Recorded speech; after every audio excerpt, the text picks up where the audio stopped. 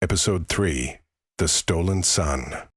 A chilling silence descended upon the town, shattering the fragile peace that had settled over it. Sheriff Brody's world imploded. His son, 10-year-old Caleb, was gone, kidnapped. The news spread like wildfire, igniting a panic that eclipsed even the fear of the dear woman. The careful balance Brody had worked so hard to achieve crumbled into dust. Brody, a man hardened by years on the force, found himself utterly broken. Sleep became a luxury he couldn't afford. Haunted by visions of his son's terrified face, the cold grip of fear strangling him. His days were spent leading the frantic search, his nights consumed by tormenting dreams of the dear woman, her image now less vengeful and more sorrowful, a reflection of his own anguished heart. He was a shell of his former self, his focus blurring, his sharp brows drawn in a frown. The carefully constructed facade of strength and competence crumbled under the weight of his despair. He became a shadow of his former self, barely able to function, his decisions clouded by grief and fear.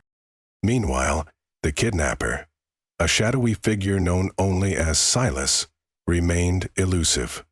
Silas, a twisted individual driven by a thirst for power and a disturbing fascination with the supernatural, had targeted Caleb specifically, believing the boy possessed a unique connection to the dear woman. Silas intended to exploit this connection, to manipulate the vengeful spirit, for his own dark purposes. He was a sinister reflection of the dear woman had sought to purge. As the search for Caleb intensified, so did the whispers of the dear woman's return. This time, however, her presence felt different, more urgent, more terrifying. The community felt a palpable shift in the balance of nature. The very air itself seemed to crackle with a raw, untamed energy reflecting the sheriff's own internal turmoil. The previously restored harmony began to unravel.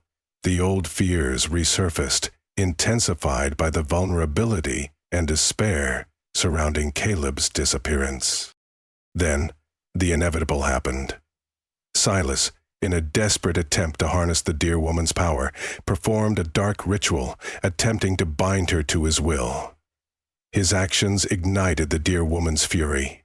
In a display of raw, untamed power, she descended upon Silas, her vengeance swift and brutal, a terrifying symphony of violence played out under the cover of darkness. The only evidence left behind were the shattered remnants of Silas's hideout, and a single, impossibly sharp antler embedded in his chest. Brody, barely clinging to sanity, arrived at the scene to find Silas dead and Caleb safe. He didn't rejoice. The relief was immense, but overshadowed by the horrifying glimpse of the dear woman's power and the lingering knowledge of what he had almost lost. The dear woman's vengeance restored his son to him, but left behind a lasting shadow. The realization that some forces, even those intended to protect, could inflict a devastating toll. The fragility of peace, once established, was broken, replaced by a new, deeper understanding of the precarious balance between humanity and the unseen world. The town, once again, found itself living on the knife's edge. The aftermath of Caleb's ordeal left an indelible mark on the town. While Caleb's safe return was met with immense relief, the horrifying display of the dear woman's power cast a long shadow. The line between fear and reverence for the vengeful spirit became increasingly blurred. Some whispered prayers of gratitude, while others lived in a state of constant anticipation. Sheriff Brody, though outwardly relieved, was irrevocably changed. The experience had pushed him to the brink, stripping away his carefully constructed composure. The once sharp, decisive sheriff was now haunted by nightmares, his decisions clouded by lingering trauma. "Atom, hey man, how you doing?" People were waking up. He was a shadow of his former self, moving through life like a ghost, the vibrant energy that had once fueled his work now replaced by a deep, pervasive sadness.